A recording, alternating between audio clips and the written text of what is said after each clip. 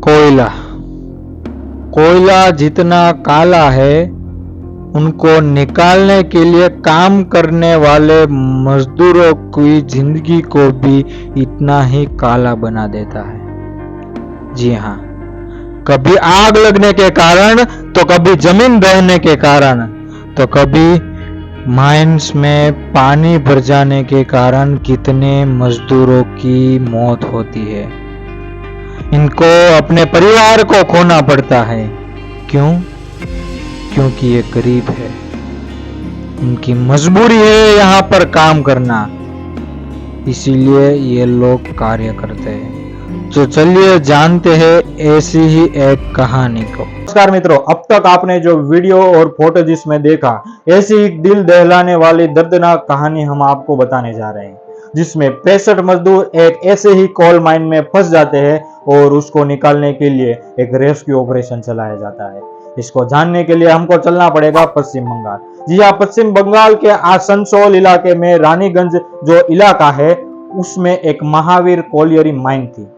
13 नवंबर 1989 को 161 मजदूर in mine में माइनिंग करने के लिए जाते हैं।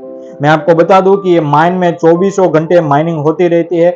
8-8 घंटे की शिपमेंट में ये लोग अपनी काम करने के लिए माइंस में उतरते हैं। पूरी घटना को समझने से पहले हम आपको माइंस की जो स्ट्रक्चर थी उसके बारे में पहले बता देते हैं। सबसे पहले तो कोयला किस प्रकार होता है और कोयला किस तरह से बनता है इसके बारे में बता देते हैं। बरसों से जो मानव कंकाल और कई सारे जो कुदरती तत्व है, उसको लाखों और करोड़ों ईयर की प्रक्रियाओं के बाद कोयला बनता है। सबसे पहले एक मिट्टी की लेयर होती है, फिर कोयले की लेयर होती है, मिट्टी की लेयर होती है, कोयले की लेयर होती है। इस तरह से कोयले की लेयर आपको दिखने को मिलती है। ये पैरेलल यानी कि समांतर लेयर है, जबकि जो ये हादसा हुआ महावीर कोलियरी माइन, ये थोड़ी क्रॉस वाली लेयर थी। जी हाँ, अब इस लेयर में नीचे तक मजदूर को किस तरह से पहुंचाया जाता है। मजदूर को आज के समय में हम लिफ्ट जो देखते हैं, इस तरह से पहले के समय में भी ऐसी कई सारी व्यवस्थाएं थी जिसके जरिए से नीचे आप देख सकते हैं कि किस तरह से मजदूरों को पहुंचाया जाता था। अब आते हैं इस घटना पर। इस घटना में ऊपर एक निंगा लेयर थी। निंगा लेयर जो कई सालों से उसमें माइनिंग हो चुका था और उससे कोलसा निकाला जा चुका था और वो कई सालों से ऐसी ही पड़ी थी। बारिश के कारण पानी उसमें भर गया था बहुत सारा, और ये निंगा माइन ऐसे ही खाली थी। ये जो निंगा माइन है, ये जो निंगा लेयर है, उसके नीचे एक नारायणपुरी लेयर थी, वहां पे ही ये हादसा होता है। सब लोग नाइट शिफ्ट में आते हैं, 161 मजदूर, और अपना अपना काम करने लगते हैं।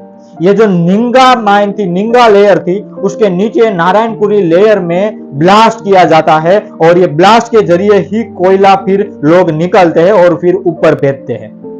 लेकिन ऊपर की जो निंगा माइन थी, निंगा लेयर थी, उसमें पानी भर चुका था और जो जहां पे पानी भर चुका है उस एरिया में ब्लास्ट करने की मनाही थी, लेकिन ह्यूमन एरर के कारण वहां पर ब्लास्ट होता है और क्या होता है, जो पूरा पानी ऊपर फंसा हुआ था वो धीरे धीरे से नीचे आता है ब्लास्ट होने के कारण। वर्करों को पता चलता है, वर्कर भागने लगते हैं। इस 161 मजदूर में से 6 की मौत हो जाती है वहां पे ही, और बाकी के कई सारे बच के बाहर निकल जाते हैं और 65 मजदूर वहां पे ही फंसे हुए रह जाते हैं।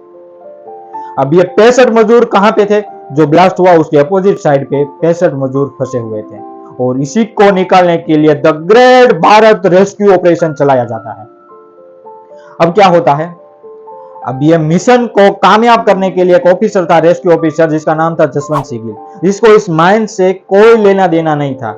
वो रास्ते से अपना काम के लिए जा रहा था और वो रेस्क्यू वैन को देखता है और वो यहां तक पहुंच कर आता है। अब तक ऐसा रेस्क्यू कभी नहीं किया गया था। रेस्क्यू के लिए मेन 3 प्लान थे। एक तो कि जो तरवैये थे उसको अंदर उतार कर जो लोग थे, जो लेबर थे, उसको निकाला जाए, लेकिन पानी का फ्लो ही इतना था कि वो प्लान कैंसिल था। एक दूसरा प्लान यह था कि पानी जितना है उसको निकाला जाए। 1 मिनट में 23,000 लीटर पानी निकाला जा सकता था। आप सोच सकते हैं कि कितना ज्यादा पानी इस माइंस में होगा। अगर 1 मिनट में 23,000 लीटर पानी भी निकाले तो भी 2 से 3 महीने पानी निकालने लग सकते थे, यानी कि ये प्लान भी कैंसिल।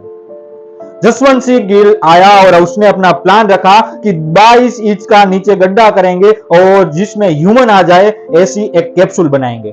फिर पानी जो निकाल रहे थे वो तो निकालते ही रहेंगे और ट्रेन की स्पीड थी वो 20 से कम करा देंगे जिससे कि जमीन धंसने का खतरा कम हो जाए। कई लोगों ने इसके सामने सवाल उठाए कि यह प्लान सक्सेस नहीं हो सकता था, फिर भी जसवंत सिंह गिल ने कैप्सूल बनाई, 22 इंच का गड्ढा किया और कैप्सूल बनाई। पहले वो खुद गए अंदर और एक एक 65 मजदूर को ऊपर खींचा, ऊपर ले आया और अपने परिवार से मिलाया और लास्ट में जसवंत सिंह गिल वो कैप्सूल में से जो माइन में गए थे वहां से लास्ट में जसवंत सिंह गिल आते हैं। अब ये सवाल हो रहा होगा कि 2 दिनों तक ये मजदूर जिंदा कैसे थे? तो पुराना एक होल था, उसके जरिए से वहां पे खाना और पानी पहुंचाया जा रहा था। इस तरह से ये पूरा रेस्क्यू ऑपरेशन सक्सेस होता है। ये इंटरेस्टिंग कहानी है, सुनने में तो आपको बहुत ही अच्छा लग रहा होगा, लेकिन हमें सोचने लायक बाबत यह है कि हमारे घर में बिजली यह इसीलिए आती है क्योंकि ये जो मजदूर है वो अंदर माइन में जाकर काम करते हैं। इसलिए हमारे जो आप ये बल्ब देख रहे हैं पीछे जिससे प्रकाश फैल रहा है वो जल रहा है क्योंकि ये लोग माइंस में जाकर काम कर रहे हैं। इसकी सुरक्षा बनी रहे ये हमारी जवाबदारी है। पहले के समय में टेक्नोलॉजी कम थी, लेकिन आज भी कई सारे ऐसे मजदूर हैं जो आग लगने के कारण, जमीन धंसने के कारण, पानी भरने के कारण उसकी मृत्यु हो जाती है। कई महिलाओं की मृत्यु हो जाती है, कई छोटे छोटे बच्चों की मृत्यु हो जाती है। कि आखिरकार वो गरीब है, उसका मजबूरी का, उसकी गरीबी का फायदा उठा रहे हैं हम लोग। क्या हम उसे योग्य तौर पर सिक्योरिटी प्रोवाइड नहीं कर सकते? क्या हम ऐसी टेक्नोलॉजी, आधुनिक टेक्नोलॉजी नहीं ला सकते? मैं आपको बता दूं कि जो गंदी नालियां होती है उसमें निचली जाति के लोगों को अभी भी आज के समय में डाला जाता है जिसको मैन्युअल स्कैवेंजिंग कहा जाता है। और उसमें भी, नालियों में भी जहां पे हमारा सबका मल होता है उसमें वो कूदते हैं और नालियां साफ करते हैं। क्या आज भी आजादी के 75 साल बाद भी ऐसी कोई टेक्नोलॉजी नहीं आई है कि ये मैन्युअल स्कैवेंजिंग की घटनाओं को बंद किया जाए? हमें सोचना चाहिए। हमें अपने बारे में तो नहीं, लेकिन इन लोगों के बारे में। अगर ये नहीं होते तो हमारा मल कौन साफ करता? अगर ये नहीं होते तो हमारे जो बिजली हम तक पहुंच रही है वो कैसे पहुंच सकती थी? हमें यह भी सोचना चाहिए और इस स्टोरी से हमें सीखना चाहिए कि हमें अपने प्लान पर बरकरार रहना चाहिए, क्योंकि जसवंत सिंह गिल भी अपने प्लान पर बरकरार थे। कर्म करो, फल की अपेक्षा मत करो। गलती किसी भी व्यक्ति से हो सकती है, चाहे वो बड़ी हो या छोटी हो, ये गलती से सीखने की जरूरत है। अगर आपको ये स्टोरी, अगर आपको ये वीडियो अच्छा लगा हो तो लाइक, शेयर एंड सब्सक्राइब जरूर कीजिएगा, क्योंकि हम भी बहुत मेहनत कर रहे हैं आप तक ऐसे कंटेंट और आप तक ऐसी जानने लायक इंफॉर्मेशन पहुंचाने के लिए।